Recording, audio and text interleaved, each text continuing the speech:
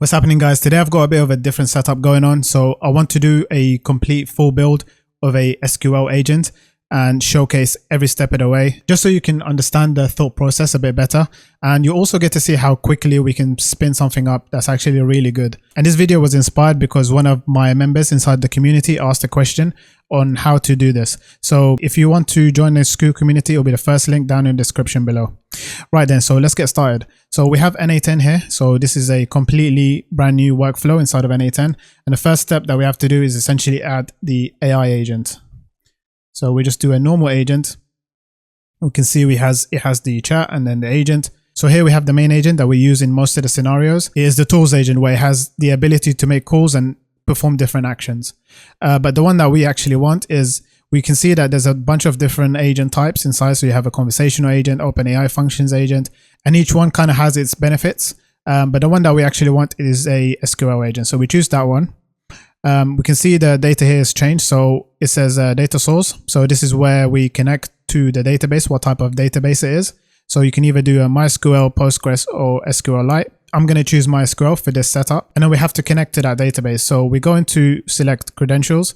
I've got different accounts here set up. You won't see any of these. You'll see a create a new credential. So you click on that. You give it a host of the SQL database. Under database, this is the name of the schema that you have inside your database. And then you set the user and a password, and then the ports and the connection timeout. You can leave everything else the same. That's all fine.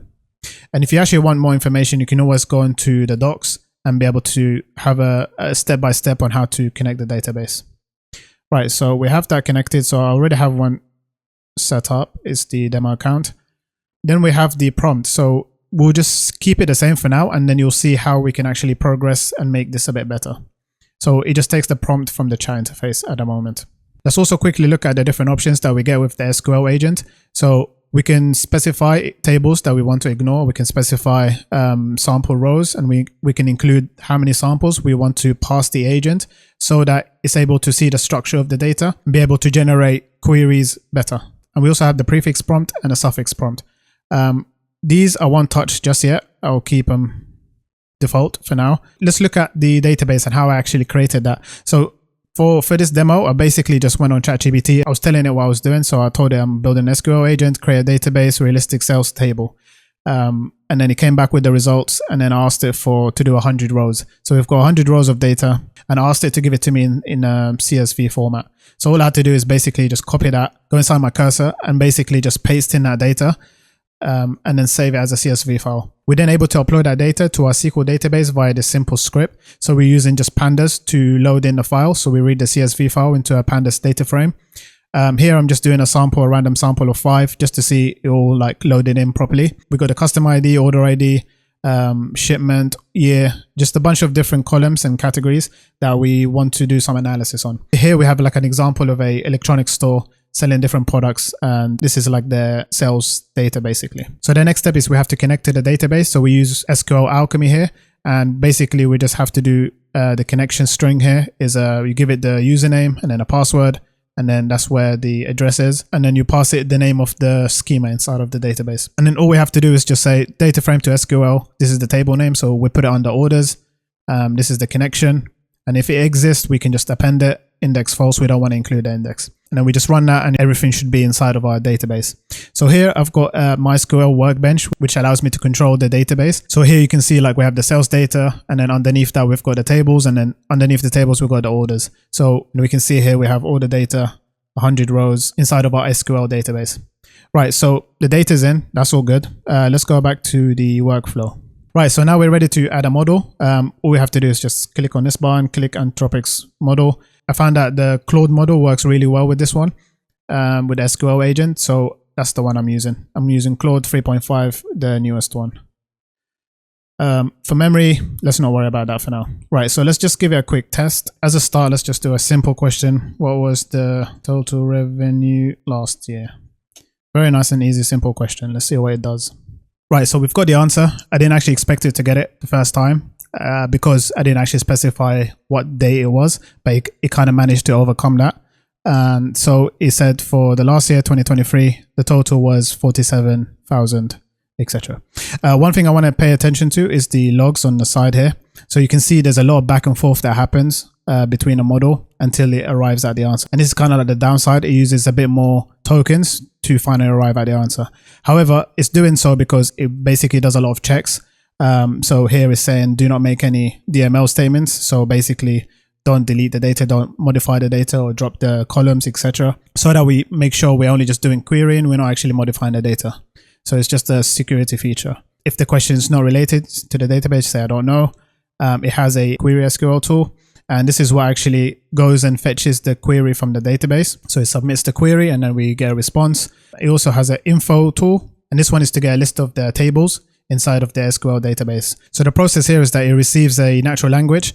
The first thing it does, it goes and fetches the different tables from the database. Then it comes back and then it tries to generate a query and then it does a check for that query. So there's a SQL checker. So this one checks the query is not modifying the database.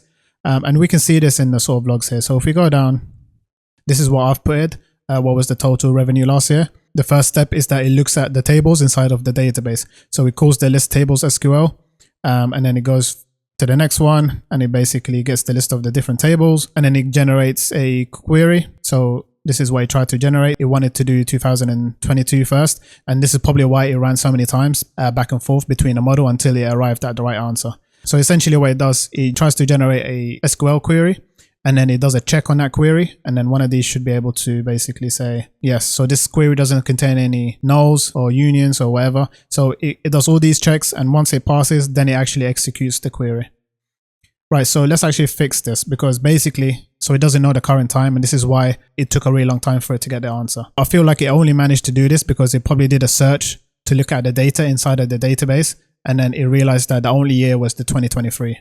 So in my dummy data, this is the only year that I have, and that's probably why it managed to get the right answer here. Otherwise, it wouldn't have been able to.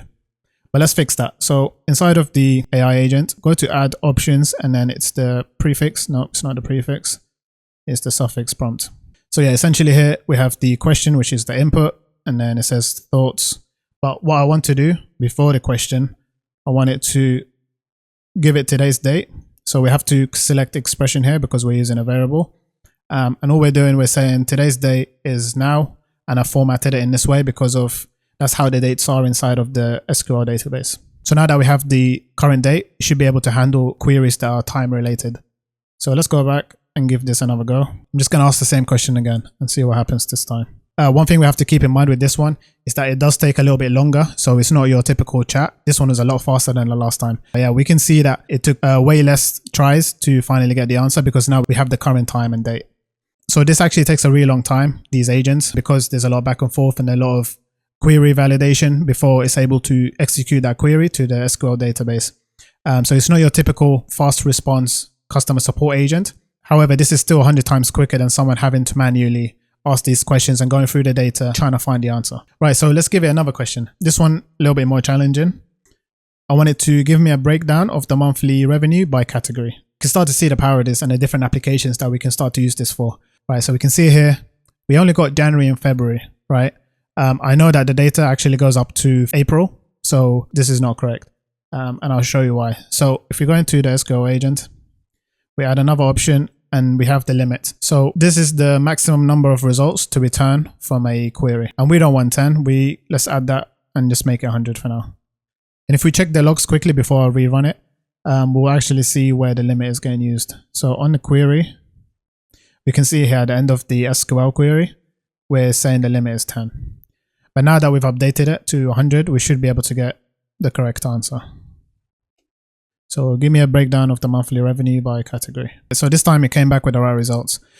So it had January and then the different devices and the revenue, and then February, March, and April. Yeah, so my data only goes up to April, so that's fine. That's all working good. Right, now we have the basic agent completed. Let's try and make it accessible from a third-party service or like an API call. So to do that, what we do is we don't need the chat message anymore. So we need a webhook trigger so that it gets triggered once a webhook is called. So I'll put that down there and connect it inside the webhook. We want it to be a post. Now we can just give it a name like SQL agent. We don't really need authentication. And for the response, we use a respond to webhook node. This is basically another node that we add, and we define what the response is. And our response will be the output from the agent. So respond to webhook. What I like to do here is just do a JSON response, have it as a response, and then the value, I'll leave it like this for now, and I'll explain in a minute. That's connected. So what we need to do is to be able to connect everything together. What I like to do is just add a input here manually first before we test it. So we have a message. So these are the incoming messages from the API call, for example. We can have message and then session, and we have session ID, and that's one, that's fine. Save that. And we pin this data, so we have it here. And then what we're able to do now is basically see the data here. So we have the message and the session ID. And for the input, instead of take from the previous node automatically, we're going to say define below. And the message is basically this. So now we're passing the incoming message from an API call into the agent via this command here, essentially. And also we need to add chat memory. So for chat memory, I like using Postgres. It's really good. So session ID we define below. So obviously you have to connect with your Postgres account. You can just follow the docs and it shows you step by step how to do that. And this is how the agent distinguishes between the different users, essentially. So we define this below, and then for the key, if we go to mapping, we have the session ID. Table name inside of the database, I'm just going to call it SQL Agent Chat.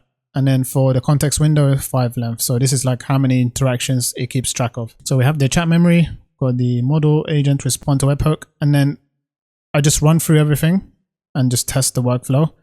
So we have data in there and it's able to go through the whole flow, so we can then generate the respond to webhook. Right, so it completed. So now we're able to basically set the response. So what we have the output from the previous node. So what we do is we set this to expression, and then it's JSON.output. And we're putting those inside of quotes because it's a JSON response. And this is basically the complete agent. So now it's able to respond with the output of the agent. Right, so let's actually test it using Postman. And basically Postman allows us to just make API calls and test different endpoints. What we basically have to do is do a listen for a test event and paste in a test webhook into Postman. And then we're able to just send a quick message to make sure we capture how the data looks when it enters our workflow. So that was all good. I'm going to just cancel this. So essentially the thing I had to change was the text here because it was inside of the body and message. So this is now fine. That's all working. We can finally save and then copy the production URL. So we just click here, paste that into Postman. And then we get an error inside of the workflow. Right, live debugging. So the second error was because also I forgot to change it inside of the chat memory as well. So now it's under JSON body.session ID. Cool. Fingers crossed this is the third and final time. So if you go to executions, we should be able to see something happening. Yep, it is running. The total revenue in February 2023 was 15,000. Amazing. So now we're basically able to chat with the agent from anywhere in the internet. So if you have a UI, a front end, you're able to just chat with it. You can have a widget on your website, or you can just have an internal tool that calls this agent to ask it questions about your data and your SQL data, whether it's sales, whether it's prices, or could be a number of different things that you have in a structured way. This is the best way to retrieve information and chat with it and convert natural language into SQL queries to do some basic data analysis on your data. So I hope you found that helpful. And if you enjoyed this video and you want to see another live build of any type of agent that you'd like, please put a comment down below for what I should build next. And that's it for this one. Take care, and I'll see you in the next one.